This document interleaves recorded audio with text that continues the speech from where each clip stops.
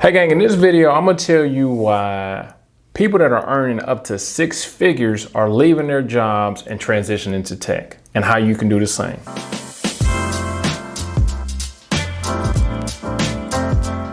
Hey gang, it's Ron from ITMagic.com. I'm a former U.S. Army Staff Sergeant, and now I help people just like you transition into tech. So the Zero to IT Hero program, that is a program that I founded, that I created, that I'm super proud of. It's my baby. So that's what people are using to transition into tech, right? But why? What we've noticed is our average student's salary is around $65,000 to $70,000 before they ever join the program, right? With a lot of the students making upwards of $150,000 to $200,000 a year. But they want to transition, they want to leave, they want to do something else, right? Why is that? Why would you be making good money and want to leave that position? Now, one thing I'm gonna say, just a caveat, I've always said this, shout out to you, not really, but if you're making less than like 70,000 now, I have no idea how you're doing it, man. Like I said, unless you're living in Omaha, Nebraska, or you're living in, I don't know, and somewhere where they ain't got no Walmart, they ain't got no running water. I don't know how y'all do it, right? Because 70,000 with a family, even maybe if you by yourself, maybe. And I hope, please, I hope somebody drops in the comments and says, hey man, I make $40,000 a year and I'm making it. No, the hell you're not. No, you're not. Trust me, that's just scraping by. If your transmission blows out, your ass gonna be having an Uber. If the water main break in your house, you gonna have to stay with your mama, right? If any unexpected expenses come up and you can't cover them, you're broke. It's a wrap, right? Now, getting back to what I was talking about. Now, people that are burnt out, right? People that are in these actual careers, not just jobs, but people that have actual careers. Why are they transitioning? Now, after enrolling all these people, like I said, people that are making, like literally have students that are making, upwards of $200,000 that are looking to transition. I saw some similarities. I saw some things that stood out, and I just wanted to tell you guys about it and why you should maybe think about transitioning into tech as well, because you may get a profession and you may be making good money, but what if you hate your job? What if you can't see your family? What if you working 100+ hours a week, right? Now, understand, tech is great. You can get to the bag, blah, blah, blah, but it's still work, right? Still work. Let's not just act like we just hanging out and rocking out and high-fiving each other all damn day. It's still work, but you can make it. So just stay to the end of this video. Make sure you stay to the end of this video, because pretty much after I break down all these tactics, I'll give you the one thing that you need to do to go ahead and transition. Make sense? Let's get to it. Now, one thing I've noticed with a lot of these people is that, for one, they're making great money, right? They got disposable income. They can take vacations. They can buy things when they want to buy them. They can pay their bills, got money left over, got investments, got all type of stuff, right? But one thing I noticed that is common amongst all these people is two things, right? They're physically and mentally tapped out, mentally and physically burnt out. It's a wrap. They cannot stand their job. They don't want to go there. They don't want to look at their uniform. They don't want to get ready. They don't want to talk to no customers. They don't want to talk to no patients. They don't want to talk to no clients. They don't want to talk to anybody. They've literally hit a brick wall, and it went from, oh, this damn job, to literally, I got a couple clients that literally said they would get physically sick. That's how bad they want to go to their jobs, right? And a lot of these people, believe it or not, most people deal with this type of stuff, right? They deal with the same job in the same position. They hate it. All their coworkers hate it. It's a toxic environment, but it's a check, and they don't think they deserve better, and they don't think they can do any better, right? So I was one of those people, right? When I was in the military, right? I came to a point to where I didn't do it as long as everybody else. But once I came to a point that I've never got physically sick, but I just kind of knew, like, okay, I done got everything I need to get from the military. It's time to tap out. You know, and every job I've ever had since I was a teenager, once I kind of got to that point to where it just was like, I don't want to do this anymore, I stopped doing it, right? And that's one of the things you need to ask yourself. If you hate your job, right? Let's go ahead and put that in the comments. If you hate your job, why the hell do you keep on going there? I know you got bills. I know you got kids. I know you got things going on, but you're just going to stay there forever, right? And they're not promoting you, and they're not giving you no damn raise. Like, you got what's really keeping you there? I know the answer. I know the answer. It's you. It's your mindset. You don't think you deserve any better, right? You don't think you can do any better, right? I don't know where to start. I don't know where to look. On the internet. That's where all the answers are, right? You deserve more. Or maybe you don't. You know, you're kind of the ultimate factor on that. But that's one of the things that I notice is that a lot of these people are physically and even worse, mentally burnt out, right? Just completely over it. A couple of people really willing to literally walk away with no parachute, no backup plan, no nothing. Just, I'm done. It's a wrap. I'm gone. Now, if you're one of these people that are mentally and physically burnt out, there's a couple signs of burnt out, right? So you remember we was in an interview, telling me you was a team player and that you was going to do whatever it took to get everything done. If that passion is completely gone, if that fire is completely out, if you literally, it's Sunday night and tomorrow you got to go to work, if you're dreading, if it almost messes up the entire weekend that you have to go to work on Monday morning, you burnt out. Now, sometimes these things are temporary, but if this is weeks and months and years, you're definitely burnt out. Another thing is if you're chronically stressed, right? If instead of fight or flight, you always feel like you're fighting, always feeling anxiety, always feeling stressed out. Oh, I got to do this. Oh, I got to do that. And then on top of that, that's another thing. Even the people that were making $200,000 a year felt that they were underpaid, right? It's like, yeah, I'm making $200,000 a year, but I can't be with my family. I can't enjoy the money. I can't do this. I can't do that. They want me to do 1,000 things. I'm always under pressure. They always messing with me. They always messing on my emails. They always doing this. Always doing that, right? That is a sense of burnout, right? When you feel it's just too much, underappreciated, underpaid, no work-life balance, and you might be at the top of the top. That's another thing. A lot of the people that are in the program were at the top, right? They were kind of capped out on how much money they can make. So it's just like, okay, is this worth $100,000? I don't think so. Me missing all these soccer games, me missing my anniversary, me not being able to even date, me damn near being forced to be single because I don't got time to do nothing but go to work, right? So the signs of burnout can kind of pop up everywhere. Sometimes it's physical, right?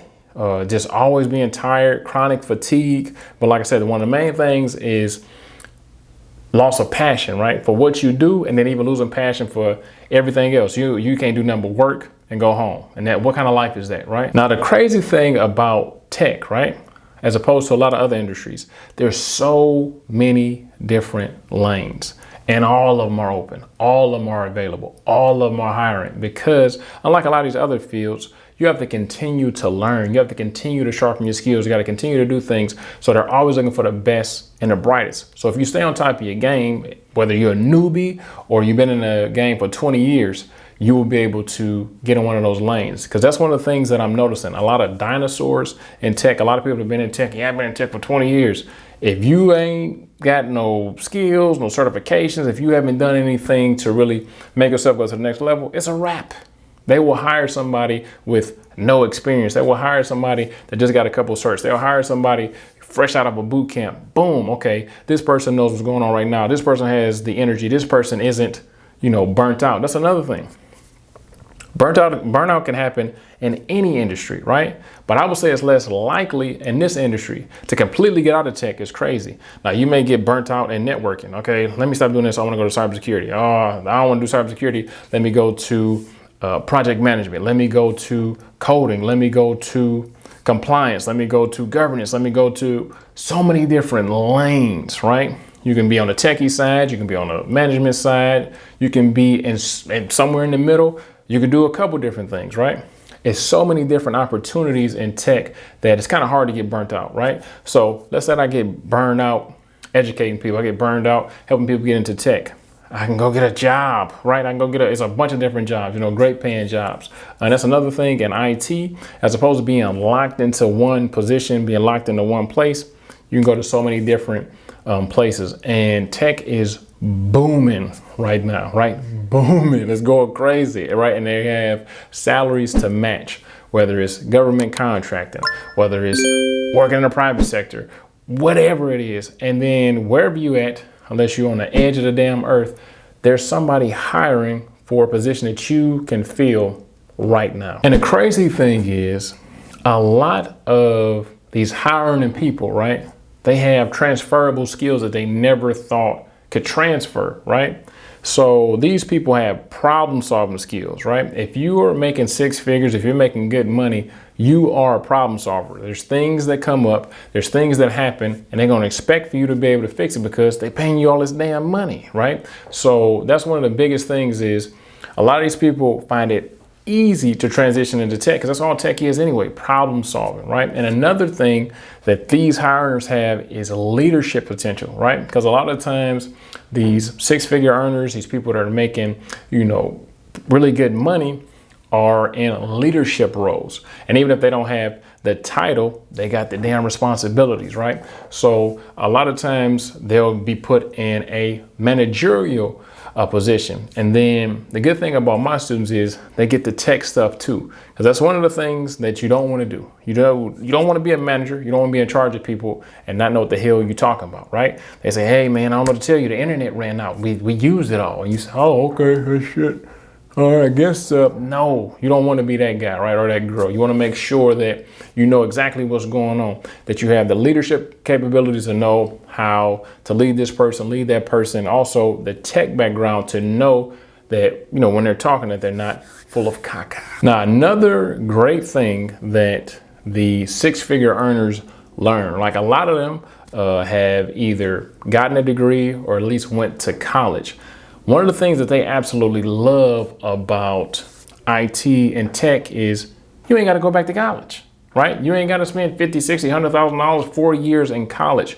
You can literally get some certifications. You can get certified and not only get the piece of paper, but get the skills to get a job that is either comparable to the salary that you were making or even probably making more working less, right? But like I said at the top of the video, you gotta want to learn, right? You gotta want to learn, right?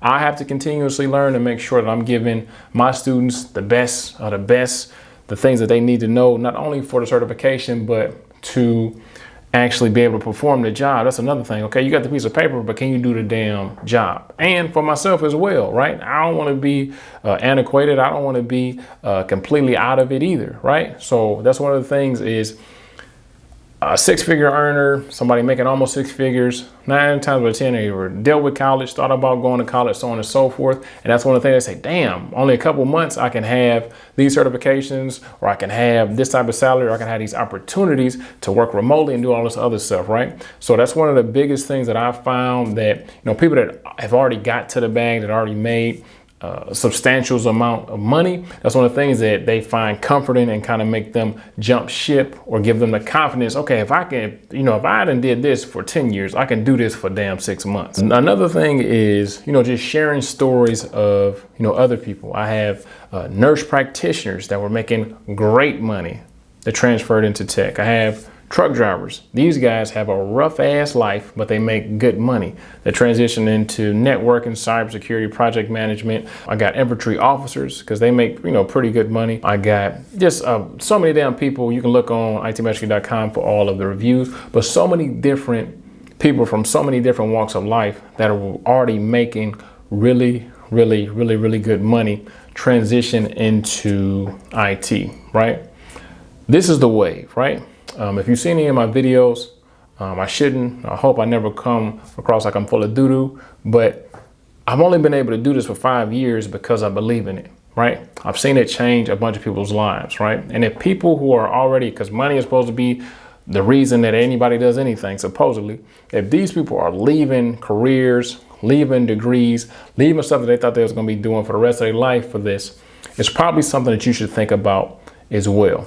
Now, I'll be honest, disclaimer, I got a few more things I want to tell you guys, but if you're getting excited, like, damn, maybe I should be in a Zero to IT Hero program, maybe you should, maybe you shouldn't. But as of right now, if you don't kind of fit inside of the categories that I just said, somebody that's kind of already got a career, somebody that's already making a pretty good, decent wage, 70 plus, the Zero to IT Hero program may not be the best fit for you. Now, at the same time, I've had high school dropouts. I've had literally cashiers and bag boys, or men, whatever you want to call them, at grocery stores transition into tech. But primarily, we focus on the type of students that I pretty much have been describing throughout this whole video. But it's completely up to you, right? You can apply to the program by clicking the link in the description below. We also have some free training down there that I actually show you how to break into tech in the next 90 days. So either apply to the program, go to the free training, or both, but do one of the two. Let's get right back to the video. Now, this is one of the things I already kind of hit on, but I want to go back to it, is the opportunities, right?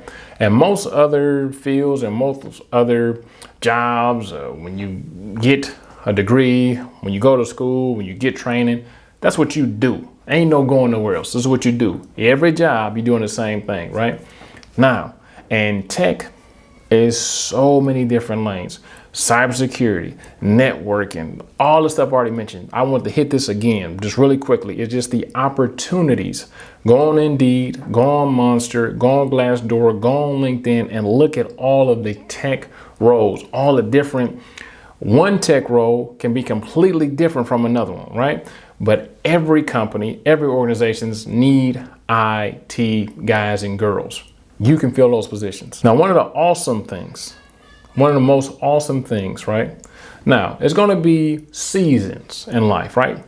Sometimes it's your time to grind, sometimes it's your time to shine, right? But most times, you'll have a really good work-life balance, right? Especially when it comes to where the hell you work at, right? Now, some days you may be in an office, some days you may be at home, some days you may be on the beach. It's up to you and the organization, of course, right? Now, if you deal with an organization that just wants you to be in the office, who cares? Most likely, you're going to only be working 40 hours a week, 40 to 50, right? So basically a basic workload, a regular workload, right? So a lot of high earners in other fields, because once you get to six figures, you think you won. But if you do the simple math, if you make $100,000 and you're working 80, 90 hours a week, the math does not add up. You're really not making that much money. But anyway, a lot of times in tech, you'll have that flexibility, right? Maybe 3 days in office, 2 days at home, or 4 days in office, 3 days at the house, not doing nothing, right? A lot of times in tech, it's about you accomplishing the job and getting the job done, not about how many hours you worked, right?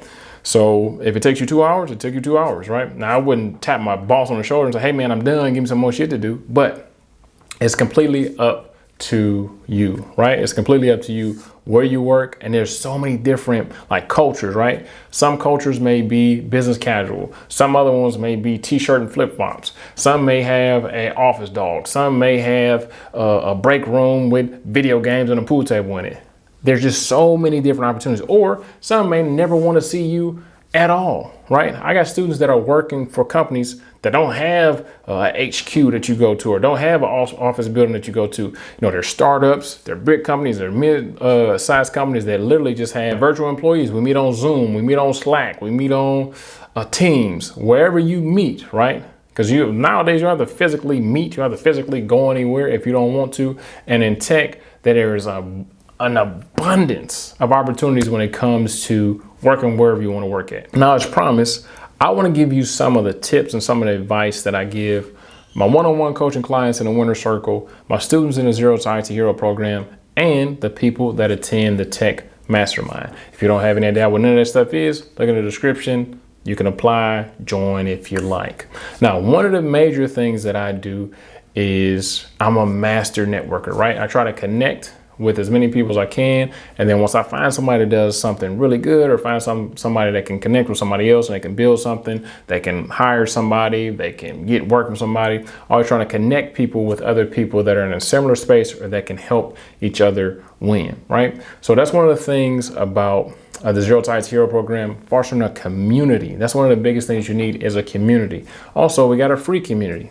In the description again, we got a community, we got a free community, we got a community for the Zero to IT Hero people. We just have so many communities, so much space, so much networking opportunity, because you never know who somebody else knows, the opportunities they can give you, the value they can give you. But this is networking 101. Stop asking for shit. Yeah, you heard me. Stop asking for things from strangers. These people don't know you, right? Always add value first. That's the hack. That's the cheat code. That's the secret sauce. Stop expecting for people to do something for you just because you ask, right? I'll use myself as an example. If you're watching this and you're subscribed, great. But that doesn't mean I owe you any damn thing. It's free. It was one click on the damn YouTube. So this is what it is. You brought the video up. I provided you an asset value. That is the exchange. When you DM me saying I'm a long-time subscriber, I just wanted to pick your brain about this, or I just want to know. Hell no. I got coaching sessions. I got programs. You gonna have to enroll, or you gonna have to do something else. This is the value I provide. And I got I got 800 videos on YouTube. Go watch some of those, bum. Anyway, just make sure that you network as much as you can, right? So network, making sure that you build a Rolodex, right? So right now, if I pick up my phone, I got a guy or a girl for anything you can imagine, anywhere from landscaping all the way up to investing, all the way in the middle to daycare, all the way to communications, all the way to rental car services, all the way to tailors, barbers, whatever the hell I may need from business to personal. There's somebody in my phone that I can actually call up, and I would expect that you do the same thing. Same thing for opportunities, right? If I want to get somebody a job, I want to get somebody a referral, I have the power to do so because of my network. Now, the next thing I would say that you need to do, and the biggest tip, is to just start. Start what? Some type of side project, right? Some type of, whether if it's building a virtual machine, if it's doing labs, if it's creating a curriculum, if something that can add value to you and another organization, right? I want you to create a project as if you are already working in a tech role. I want you to create a project as if we're getting paid for it, right? So that's going to give you that experience piece, right?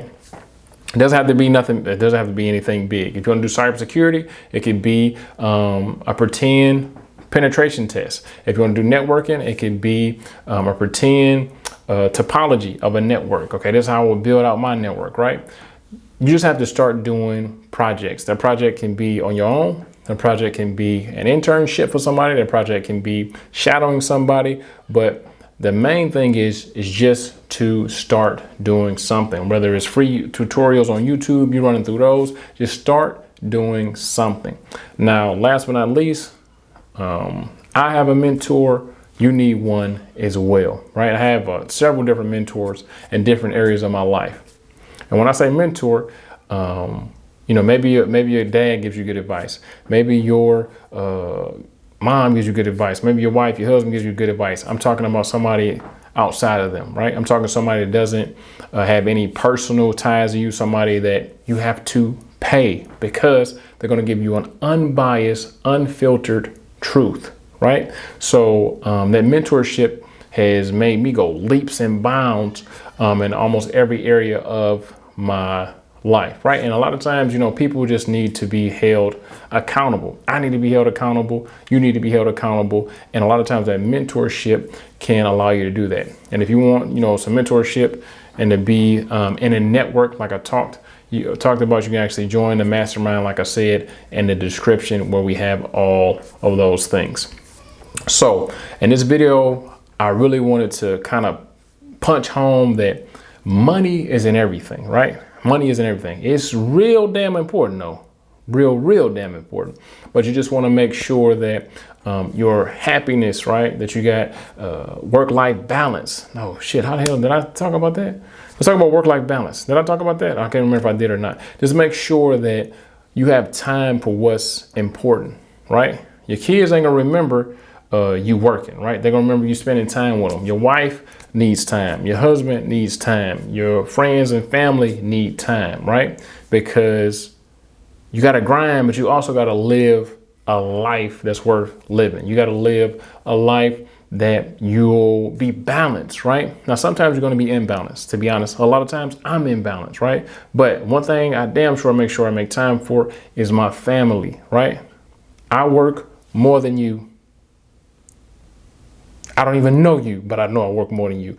A whole hell of a lot more than you. But I will make time for my children. I will make time for my family. I'll make time for the people that are important, right? Because that support that you get from those people, that energy, that motivation that you get from those people is a reason that you do what you do, right? So another thing is that if you got a job that you hate, if you're miserable, if you're stressed out, that work-life balance, you may have balance. You might see your wife, you might see your kids, you might see your husband, you might see your family, but you might be an asshole the whole time, right? You might be stressed out, you might be mean, you might be angry because you're thinking about this raggedy ass job the whole time. You understand what I'm saying? Does that make sense? I hope so. Other than that, I'll see you in class.